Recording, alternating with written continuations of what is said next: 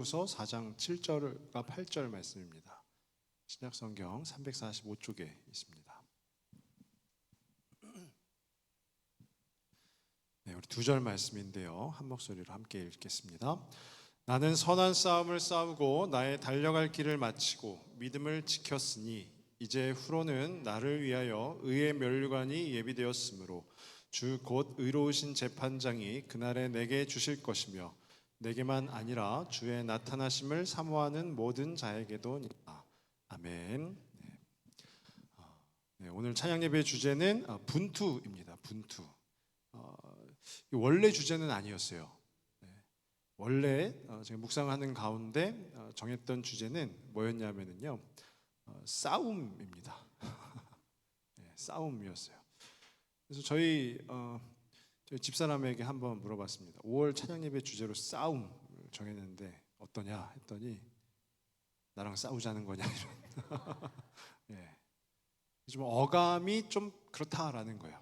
싸움 하면 좀 오해의 소지도 있고, 그래서 싸움은 좀 그렇고 그럼 뭘로 할까 막 고민을 하다가 분투 이렇게 정했습니다. 이 분투의 의미가 무엇인가 하면은요, 있는 힘을 다해서 싸우거나 노력한다라는 거예요. 그러니까 대충 그냥 설렁설렁 하는 게 아니라 나에게 있는 힘을 다해서 싸우거나 어떤 대상과 싸우거나 아니면 그것을 해결하기 위해서 노력한다라는 뜻이 바로 이 분투라는 단어의 뜻이에요. 이 분투를 생각할 때 우리의 삶이 그렇지 않으십니까? 우리의 삶이 각각의 가정들을 건사하기 위해서 분투하시잖아요. 가정을 지키기 위해서 설렁설렁 하시는 분들은 아마 아무도 안 계세요. 정말 최선을 다해서 노력하시잖아요. 또 우리의 자녀들은 어떻습니까? 우리 자녀들을 키우기 위해서, 양육하기 위해서 정말 최선을 다하시잖아요. 저희 교회 방송부장님 박지섭 집사님이라고 있는데 얼마 전에 출산한 거 다 아시죠? 이제 그 아이가 병원과 조리원의 생활을 거치고 집에 왔어요. 우리 박지섭 집사님이 오늘 오전에 저한테 한 말이요, 이제 시작입니다. 아기가 잠을 안 잔대요. 그런데 하는 얘기가 뭐냐면 다시 돌려보내고 싶어요 이 얘기가 아니라 너무너무 예뻐요 라는 거예요. 너무너무 예뻐요. 그래서 밤에 잠을 못 자도 계속해서 아이를 위해서 젖을 먹이고 우유를 먹이고 하면서 지금 키운다라는 거죠. 그게 뭘까요? 그게 바로 분투 아닙니까? 분투. 이 자리에 계신 우리 모든 분들 자녀들을 키우실 때 어떠했습니까? 야, 너는 울어라 나는 잔다 이렇게 하신 분 계십니까? 아무도 안 계세요. 그 자녀들을 위해서 분투하시는 거예요. 분투. 혹여라도 자녀들이 어디 아프기라도 하면 아빠들은 잘 안 되더라고요. 근데 엄마들은 날밤을 새시잖아요. 날밤을 새면서 열이 나면은 차가운 수건으로 계속 열을 닦아주고 하는 것, 그것이 바로 우리의 분투 아니겠습니까? 또 우리 이 예수님을 믿는 자들, 즉 성도로 부르심을 받은 이들은 어떻습니까? 성도의 삶도 분투의 연속 아니겠습니까? 먼저는 죄와의 분투가 있죠. 죄. 우리가 범하는 죄와의 분투가 있어요. 내가 죄를 짓지 않으려고 죄로부터 멀어지기 위해서 노력을 다하는 그 분투가 있지 않습니까? 또 이 성도로서 이 세상 가운데 살아가면서도 분투가 있지 않습니까? 성도는요, 비성도에 비해서, 즉 예수님을 믿지 않는 이들에 비해서 더 열심히 더 노력해야 돼요. 왜냐하면 예수님을 믿지 않는 사람들은 오늘 뭐 할까요? 그냥 집에서 쉬어요. 그리고 그들에게는 주일이 아니라 무슨 날이죠? 일요일. 일요일은 쉬는 날. 근데 우리 예수님을 믿는 성도는 어떠합니까? 물론 이 교회에 나와서 예배드리고 하는 것이 우리의 영혼의 안식을 얻는 것이지만 아침부터 나오셔가지고 지금 이 시간쯤 되면은 졸리신 분들이 계세요. 그래서 그런 분들을 위해서 제가 제 눈에 혹시라도 한 분이라도 조시면 목소리가 갑자기 커질 거예요. 제가 뭐 일어나세요 이렇게 할 수는 없고 갑자기 목소리가 커지면 어디선가 누가 졸고 있나 보다 이렇게 생각을 하시면 돼요. 근데 그처럼 우리는 계속해서 분투해야 되는 것 아니겠습니까? 또 이 신앙생활을 하면서요, 믿음을 지키기 위해서 얼마나 많은 노력을 합니까? 얼마나 많이 손해를 보고 그렇습니까? 그것이 바로 분투라는 거예요. 분투. 그런데 오늘 저희가 읽은 이 디모데후서 4장의 말씀이요, 사도 바울의 고백인데요, 사도 바울이 신약 성경 가운데 13권을 저술을 했어요. 13권의 저자가 사도 바울입니다. 근데 그 중에 가장 마지막으로 쓴 책이 뭐냐면 바로 오늘 읽은 디모데 후서 말씀이에요. AD 68년경에 썼다라고 해요. 어디에서 썼냐? 로마의 감옥에 두 번째로 투옥이 되었는데 그때 썼다라는 거예요. 그런데 이것이 뭐냐? 인생의 말년을 보내면서 쓴 거예요. 바울은 이제 곧 순교당합니다. 마지막 저술 디모데후서를 감옥에서 쓰면서 이제 내 인생이 얼마 남지 않았구나라는 그 시점에 쓴 거예요.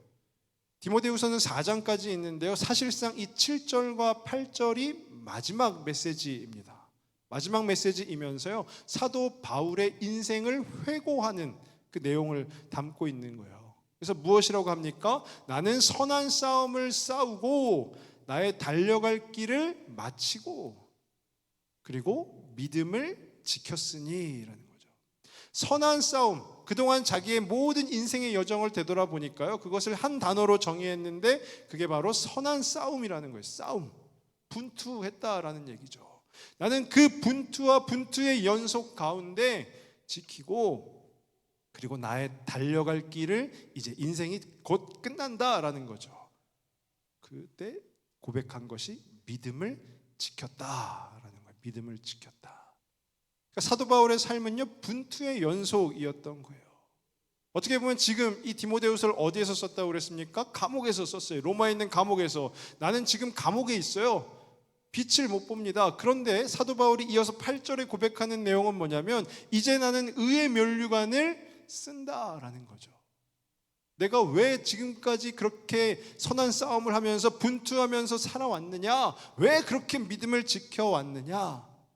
이 세상의 영광이 아니라 하나님께서 허락하시는 그 의의 면류관을 쓸 것이기 때문이다 라고 고백을 하는 거예요. 우리 바울의 일생을 한번 생각을 해보면요, 어떻습니까? 크게 두 부분으로 나눌 수 있겠죠. 사울과 바울로 나눌 수 있을 거예요. 그 기준은 무엇입니까? 예수님을 만난 시점이 되는 거죠. 예수님을 만나기 이전에 바울은 사울이라 불리면서 예수님을 믿는 자들을 찾아다니면서 박해하고 핍박하고 그들에게 매질을 하고 했었던 이가 바로 이 바울이에요. 그런데 다메섹 도상에서 예수님을 만난 이후로 완전히 달라지죠. 그의 이름 또한 바뀌면서 사도 바울로서 예수님의 복음을 증거하는 사도로서의 삶을 살게 되었다라는 거죠. 그리고 그 사도로서의 삶은요, 아주 편한 삶이 아니라 선한 싸움, 달려갈 길, 늘 전쟁과도 같은 그 분투의 삶이었다라는 것입니다. 사도 바울이 쓴 신약 성경 가운데요, 오늘 이 본문의 내용과 매우 비슷한 내용이 있는 구절이 있는데요, 우리 빌립보서 말씀, 빌립보서 3장 14절 한번 보시면은요, 빌립보서 3장 14절입니다. 표대를 향하여 그리스도 예수 안에서 하나님이 위에서 부르신 부름의 상을 위하여 달려가노라. 이 빌립보서는요, AD 62년경에 썼어요. 그리고 사도 바울이 감옥에 1차로 투옥되었을 때 그때 쓴 책입니다. 그러니까 디모데 후서를 쓰기보다 약 한 5, 6년 전에 썼다는 얘기죠. 그러니까 사도 바울이 내 인생을 이제 다 마쳤다 이렇게 고백한 것이 아니라 나는 계속해서 달린다라는 거예요. 무엇을 위해서 달리느냐? 표대를 향하여 달린다라는 거예요. 그리스도 예수 안에서 하나님이 위에서 부르신 그 부름의 상을, 나에게 부르심을 그 찾기 위해서, 그것을 얻기 위해서 매일매일 달린다라는 거죠. 그 표대는 바로 목적지입니다. 목적지. 오늘은 저희 디모데후서 말씀과 매우 흡사하지 않습니까? 선한 싸움을 싸우고 나의 달려갈 길을 마치고 과정 중에, 빌립보서의 말씀은 과정 중에 있는 것이고요, 이제 종결로 가는 것이 디모데후서의 말씀이다라는 것이죠. 그러니까 이 사도 바울의 인생은 우리가 어떻게 정리할 수 있을까요? 분투의 삶이었어요. 매일매일이 전쟁과도 같은. 그리고 빌립보서도 감옥에서 썼다고 그랬죠. 디모데후서도 감옥에서 썼다고 그랬죠. 그 자체만 보더라도 바울의 인생이 순탄한 인생이었을까요? 아니면 너무너무 빡센 인생이었을까요? 당연히 힘들고 어렵고 빡센 그 인생이 바로 이 바울의 인생이다라는 거죠. 사도 바울은요, 예수님을 믿은 후에 유유자적하게 여유 있게 인생을 즐기면서 살았던 것이 아니라 단 하루의 여유도 없이 늘 싸우고 또 싸우면서 분투한 그 삶을 살았다라는 거예요. 근데 이것은요, 우리의 삶도 그렇지 않습니까? 우리가 삶을 살아감에 있어서 이것을 늘 전쟁과도 같다 이렇게 비교하잖아요. 우리의 그냥 일반적인 삶은 그냥 싸움이라 한다면 바울이 이야기한 선한 싸움은 무엇일까요? 믿음을 지키는 그 신앙의 여정, 그것이 바로 그 분투의 삶 아니겠습니까? 그러니까 오늘 이 말씀이 저희에게 던져주는 메시지는 무엇인가 하면요, 이제 너희도 잘 싸워라 라는 거예요. 이제 너희도 잘 싸워라. 성도로 부름을 받았으면 그 가운데 하나님께서 허락하신 그 상황과 환경 속에서 매일매일 싸워라 라는 거예요. 매일매일 분투해라 라는 거예요. 믿음을 지키기 위해서, 우리에게 허락하신 그 믿음을 지키기 위해서 싸워라 라는 거죠. 그럼 우리가 어떻게, 무엇을 싸워야 될까? 거기에 대해서 우리가 좀 생각을 해봐야 되지 않겠습니까? 각자 개개인에 따라서 여러 가지의 제목들이 있겠으나 저는요, 이 말씀을 준비하는 과정 가운데 얼마 전에 제가 목요일 저녁마다 저희 성도분들 몇 분하고 같이 성경 공부를 하거든요. 성경 공부를 하는데 그 성경 공부의 교재에 질문이 딱 써 있는 거예요. 어떤 질문이냐 하면, 나는 교회의 부흥을 위해 어떤 헌신을 하고 있는가라는 거예요. 질문을 다시 한번 말씀드릴게요. 나는 교회의 부흥을 위해 어떤 헌신을 하고 있는가? 그 질문 앞에서 제가 굉장히 오랜 시간 동안 고민을 했습니다. 나는 이 주의 몸된 교회를 위해서, 이 교회의 부흥을 위해서 과연 어떤 헌신을 하고 있는가? 어떤 헌신을 하고 있다라고 당당하게 이야기는 하지 못하겠고요. 그러면 질문을 제가 조금 바꿔서, 나는 교회의 부흥을 위해서 어떻게 헌신하고 싶은가? 어떤 것에, 무엇에 헌신하고 싶은가? 했더니 그 고민의 끝에 답이 나왔습니다. 그 답이 뭐냐면, 제가 기록한 답은요, 다음 세대였어요. 다음 세대. 제가 지금 중고등부 사역을 하고 있지 않습니까? 근데 중고등부도 다음 세대죠. 그리고 그 밑에 유초등부도 다음 세대예요. 또 그 밑에 유치부도 다음 세대고, 또 그 밑에 영아부도 다음 세대고, 그 영아, 유치, 유초등부, 중고등부에 해당되는 그 아이들의 부모님들도 어떻게 보면, 넓게 보면 우리 가운데는 다음 세대라는 거예요. 다음 세대. 올해가 저희 교회 창립 60주년이잖아요. 60년이라는 아주 긴 시간을 하나님께서 이 땅에 교회를 세워주시고 인도해 주신 것 너무너무 감사하죠. 그리고 많은 분들이 이제 다가올 60년도 하나님의 인도하심을 구합니다 라고 많이 기도하시고 합니다. 그런 소망 가운데 계십니다. 그런데요, 지금 이대로 가면 저희 교회 부평 동부교회 창립 100주년 만날 수 있을까요? 물론 지금 이 자리에 계신 분들 가운데는 창립 100주년이면 40년 뒤면 나는 이미 없어, 이렇게 생각하시는 분들 계시겠지만, 지금 저 뒤에 잠옷실에서 놀고 있는 아이들은요, 창립 100주년에 이제 40대 50대 뭐 이래요. 그러면 얼마든지 볼 수가 있을 거 아니에요.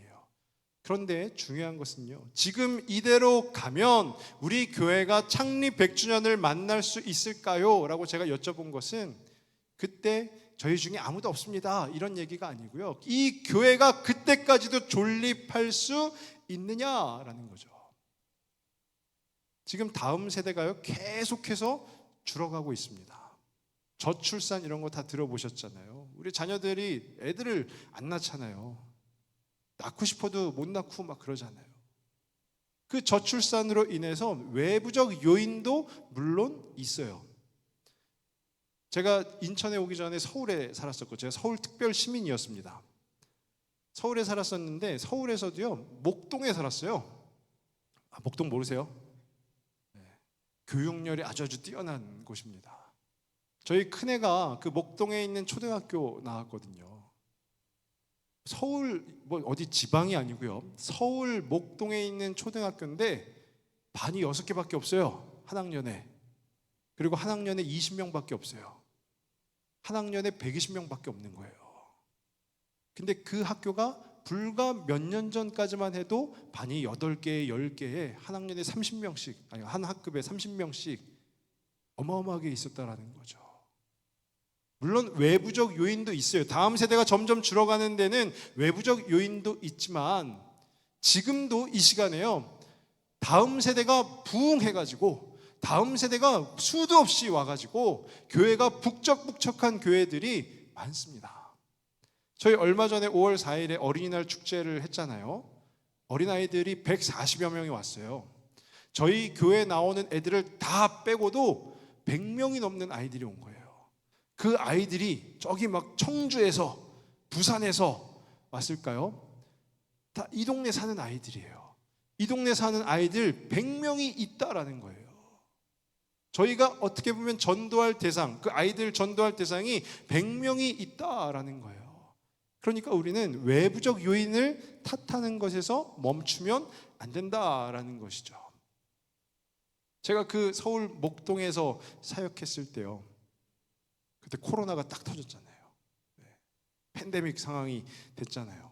그러면서 뭐 저희 교회도 마찬가지 아니셨습니까? 다 비대면 예배, 그리고 거리두기 예배. 그래서 지금처럼 이렇게 붙어 앉지도 못하고 또 굉장히 심해서 뭐 4단계 이런 거 갈 때는 교회 이 큰 본당에 19명까지만 들어오세요. 뭐 해가지고 그렇게 다 예배 그렇게 드리셨잖아요. 거리두기 하고 19명까지만 예배 드리고. 근데 제가 사역했던 그 서울 교회는 공간이 되게 협소했어요. 그러니까 거리를 두니까 몇 명 못 들어가요. 그리고 아이들은요, 아예 거리두기로 예배를 드릴 수 있는 공간 자체가 없는 거예요.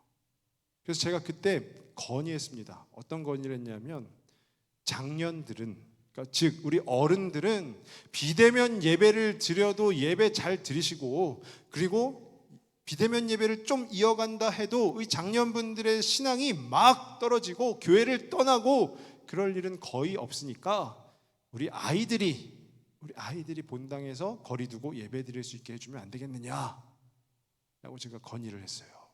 그러니까 어른들 예배는 그냥 비대면, 완전 비대면으로 하고 차라리 우리 아이들을 교회 나오게 해서 마스크 쓰고 거리 두고 예배 드리자라고 건의를 했는데요. 씨알도 안 먹혔습니다. 우리 예배가 먼저지, 우리 예배가 우선이지. 그래서 어른들 예배는 계속 쭉 이어왔고요. 아이들 예배는 그냥 계속 비대면으로 했어요. 그랬더니 아이들이 반토막이 나고요. 거기서 더 줄어들고요. 나중에 그 예배가 재개가 됐잖아요. 재개가 됐으면 아이들이 다시 다 나올까요? 아이들이 없어요. 심지어 그 교회 청소년 한 명 나와서 예배드리고 그랬어요. 우리가 다음 세대에 대해서 굉장히 생각을 해볼 부분인 것이죠. 제가 그 서울교회 이야기를 자꾸 드려서 죄송하지만 그 교회에서 이제 여러 행사들을 기획하고 하면서요, 추수감사 주일을 앞두고 그 교회 젊은 집사님들하고 이제 같이 기획을 했어요. 행사를 기획해서 우리가 연극을 한번 해보자 했어요. 연극의 제목은 무엇이었냐면 2030년 우리 교회. 그때가 이제 2018년 뭐 그랬으니까요. 2030년 우리 교회 해가지고 연극의 내용은 아주 심플합니다. 뭐냐면 앞에 사람들이 몇 명 나와서 앉아 있어요. 그리고 앞에 화면에 이제 연도수가 2018년에는 많은 이들이 있었는데 2020년이 되면서 한 명이 사라져요. 2022년이 되면서 또 한 명이 사라져요. 2027년이 되면서 또 막 사라져요. 그래서 2030년이라고 화면이 딱 나왔을 때는 아예 그 지역의 그 교회 건물 자체가 사라져 있는, 우리가 이렇게 해서 많은 성도분들에게 경각심을 좀 드리자라는 그 기획이었습니다. 그런데요, 추수감사주일에 뭐 하는 것이냐, 추수감사주일에 너무 우울한 거 아니냐라고 해서 그 또한 거절당했어요.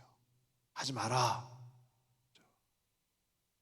그래서 중요한 건 우리 부평동부교회는 어떻습니까? 물론 또다시 코로나와 같은 그런 일들이 벌어지면 안 되겠지만, 만약에 그리 된다면 우리 아이들을 위해서 이 본당을 기꺼이 내어주실 수 있으시겠습니까? 아니면 야, 아이들은 니들은 알아서 해, 우리 모여서 예배 드려야 돼, 이러시겠습니까? 아니면 2040년, 2050년 그 부평 동부교회를 혹시라도 생각해 본 적이 계십니까? 그때 되면 나는 은퇴하고 이제 그냥 난 몰라, 이렇게 하십니까? 아니면 2040년에도 우리 아이들이 이 교회에서 예배 드리고 뛰어놀고 하기를 바라십니까? 제가 올해 저희 교회 3040 부서는 아니죠, 3040 세대를 맡았는데요, 어떻게 해야 될지를 잘 모르겠어요.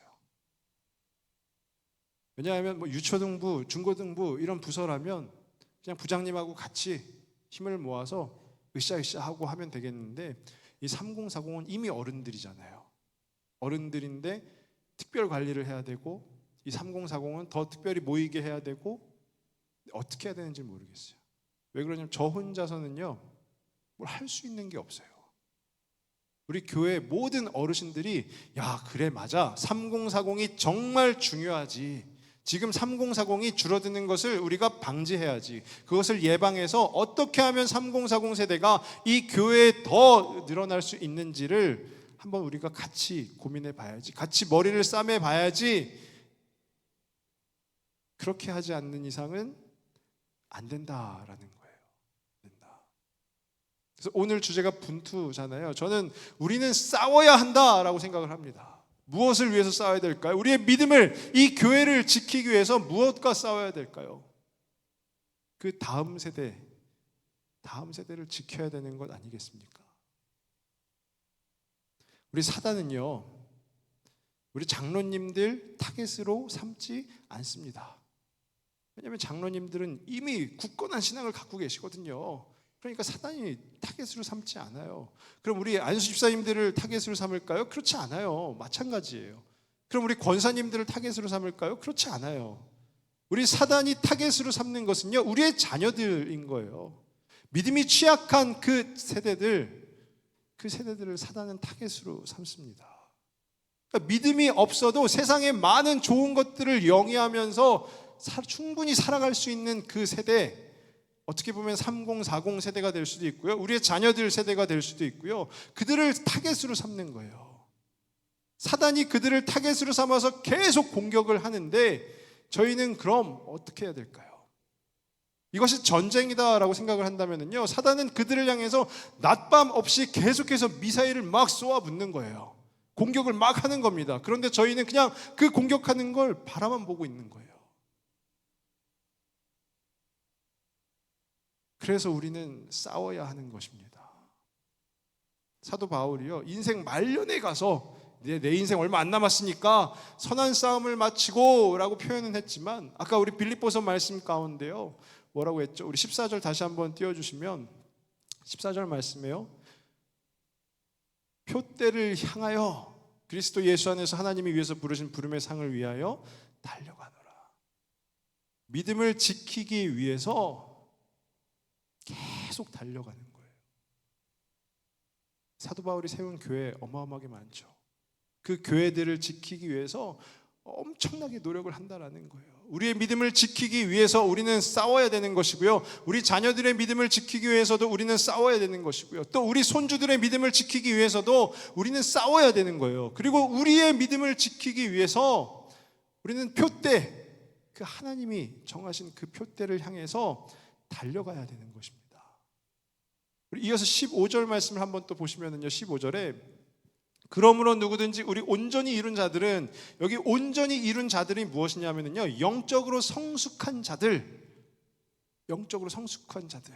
우리 교회로 치면 장로님, 안수 집사님, 권사님들이 될 수 있겠죠. 그 온전히 이룬 자들, 영적으로 성숙한 자들은 이렇게 생각할지니, 만일 어떤 일에 너희가 달리 생각하면 하나님이 이것도 너희에게 나타내시리라. 이게 무슨 얘기냐 하면은요, 온전히 이룬 자들, 영적으로 성숙한 자들, 그들이 이렇게 생각한다라는 거예요. 만일 어떤 일에 너희가 달리 생각하면, 쉽게 얘기하면 생각이 다르면 한쪽에서는 3040 다음 세대를 막 부흥시켜야 합니다라고 하고요. 한쪽에서는 우리 노년들을 또 부흥시켜야 됩니다라고 생각하고요. 한쪽에서는 그게 그냥 우리끼리만 잘하면 됩니다 이렇게 하고요. 그런 생각이 달라도 하나님이 이것도 너희에게 나타내시리라. 이게 뭘까요? 쉽게 얘기하면 우리가 서로 생각이 달라도요, 우리가 하나의 표대를 향해서 달려가면 하나님께서 하나가 되게 해주신다라는 거예요.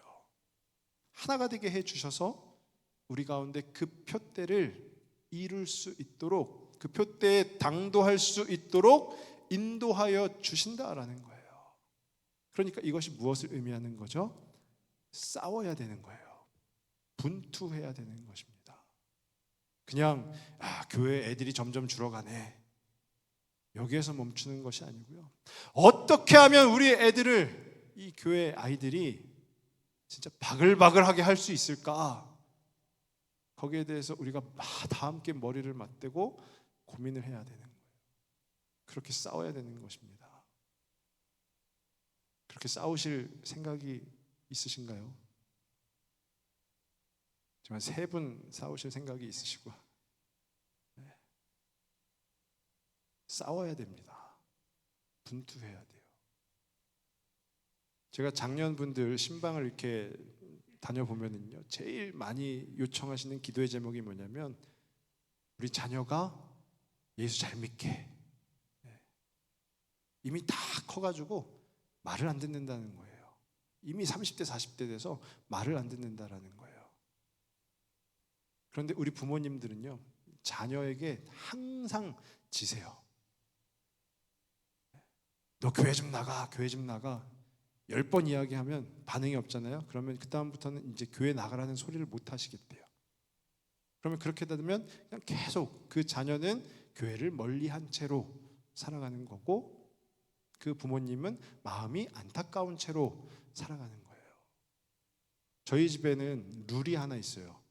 어떤 룰이 있냐면, 사춘기, 대한민국의 사춘기 아이들의 특징 중에 하나가 방문을 쾅 닫는다는 거예요. 저희 집에서는 있을 수 없는 일이에요. 저희 집에서는 저희 아이가 방에 들어가서 방문을 닫잖아요. 그러면 엄마라는 것은 저희 집사람인데, 잠시 그 옆에 계신 분이 귀 좀 막아주시면, 제가 오늘 저녁에도 집에 가야 되거든요. 엄마가 열어, 딱 이렇게. 한 번에 안 열죠? 문을 떼버리기 전에 열어라는 거예요. 저희 집에서는 아무리 무슨 일이 있어도 방문을 못 닫아요. 그래서 방문이 항상 다 열려 있어요. 있을 수 없는, 절대 그게 없어요. 뭐 조율 이런 것도 없어요. 무조건 열어야 되는 거예요. 우리의 자녀들도요, 이제 교회를 안 다녀요. 예수님 잘 안 믿어요. 10번 이야기해서도 안 들으면 어떻게 될까요? 싸워야 돼요. 30대 40대 자녀를 어떻게 해요? 어떻게 싸워요? 못 이겨요. 이기실 수 있어요. 진짜 말을 안 들으면 그냥 한 대 쥐어 박으세요. 그렇게 해서라도 어떻게 해서든지 이 옳은 길로, 이 예수의 길로 이 자녀들을 인도하는 것이, 우리가 하나님 앞에 갔을 때 그래도 뭐 이야기할 것이 있지 않겠습니까? 그냥 우리 자녀들 세상에서 잘 되고 이런 것만 바랄 게 아니라 이 친구들이 하나님 나라 가운데 이루어가는 그 하나님의 자녀들로 자랄 수 있도록 우리가 이 친구들을 붙들어야 되는 거잖아요. 그러기 위해서 우리에게 필요한 것은 분투입니다. 싸워야 되는 거예요. 사도 바울이 고백했죠. 표대를 향하여 그리스도 예수 안에서 하나님이 위에서 부르신 부름의 상을 위하여 달려가노라. 매일매일 달려가노라. 사도 바울은요, 달리다가 힘들면 포기하고 그러지 않았어요. 끝까지 달려서 결국에는 오늘 디모데후서 말씀 가운데 뭐라고 했습니까? 선한 싸움을 마치고 나의 달려갈 길을 마치고 죽을 때까지 싸웠다라는 얘기예요.